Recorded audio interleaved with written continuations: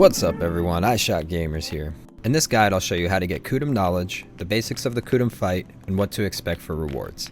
Let's start with the knowledge quest. The first thing you'll need to do is locate Kutum's cave. The node is called the Scarlet Sand Chamber and it's located northeast of Altanova.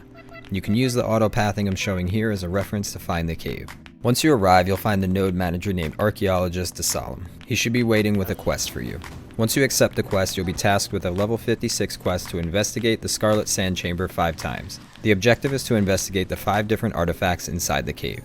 Once you enter the cave, you'll hit a fork where you can go left or right. Either is fine and both lead to Kutum, but for this guide we're going to head to the right first and loop back around to get all 5 artifacts. They are easily identified by the blue sparkles and light particles you'll see floating near them. The first is the circular stone here off to the side of the cave.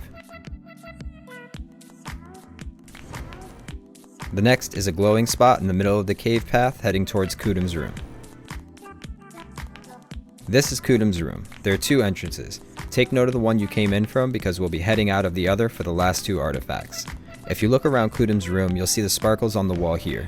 Head over and investigate the artifact. Next we'll head to the other exit from Kutum's room. You'll come to a large opening.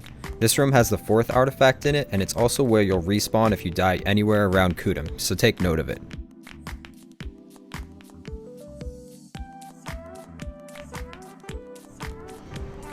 Keep heading down the exit and to the right you'll see a small offshoot with some broken carts and such. This is the last artifact.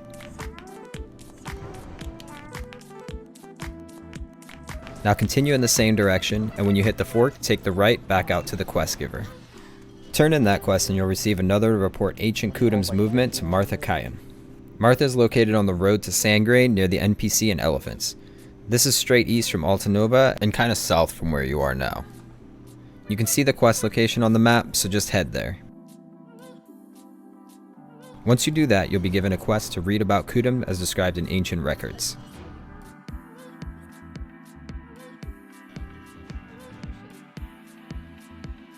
Just head back to Archaeologist DeSalem where you started the quest to finish it. Once you turn it in, you'll receive a random knowledge from Kutum between C and S. There isn't an official source for the rank effects, but it's generally accepted that the effects are C shows the health pool, B reduces damage taken, A and A+ both increase your damage done, and S increases the drop rates. If you're not happy with the level of knowledge you get, you'll have to get 400 amity with DeSalem and repurchase Kutum knowledge. You'll need to either head to Calpheon first or put an alt there at the Valkyrie in the library to delete your current Kutum knowledge before getting it back from DeSalem. Now let's talk about the Kutum fight. Kutum has a few different abilities. The first ability is Spit. If Kutum's target is out of melee range, he'll spit on them. It deals medium damage. The second is Cleave. This is a melee attack. It's a multiple hit ability and the majority of the damage he deals. He kinda curls up and then swings his head out, cleaving around 70 degrees in front to the left or right. The animation has a tell to show which direction, but honestly I just kinda rotate and try to stay behind him. Not only to avoid taking damage, but also to maximize back attack bonus damage. Next is Burrow. This attack hurts a lot. Kutum will go into the ground and move all around the room. You can kinda see where he's going with dust animations on the ground, but it's pretty unreliable. He'll pop out of the ground and deal big damage to anyone near him a few times. The only places I know that are 100% safe are the 2 entrances. A lot of times you'll see people kinda running off into them and just waiting there until he emerges. At the end of Burrow, Kutum will emerge from the ground and deal medium damage around him. The last of the repetitive skills he has is Vacuum. This is his strongest attack. Kutum will kind of look down and a giant red donut will appear on the ground in front of him. The circle will shrink until it reaches his face. If you're inside the circle, you can use any of your iframes or evasions to go through it. You can see me doing Berserker's normal evade slide to go through it with no problems in this vid. Any of the other teleports, evasions, blinks and such are a good way to get through it. Lastly, when Kutum is about half life and he does his Burrow, he'll emerge overcharged and from this point on deals bigger damage. Instead of doing a small AoE, he'll deal more damage and adds a lightning explosion to his normal pattern. Think of Overcharge as basically Enraged. Overcharge adds a lightning explosion skill to the mix. He rarely uses the skill, but after 50% he'll do a massive AoE lightning skill that fills almost the entire room.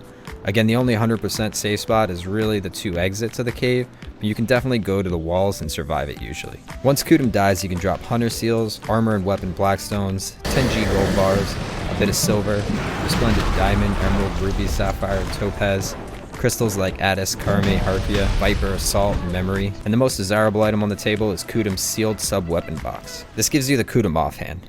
The Kutum offhand is basically the best PvE offhand in-game. Of course there's exceptions with endgame builds, but in general this is the offhand you're going to want for grinding PvE. Its stats are very well rounded with a huge bonus to AP against monsters.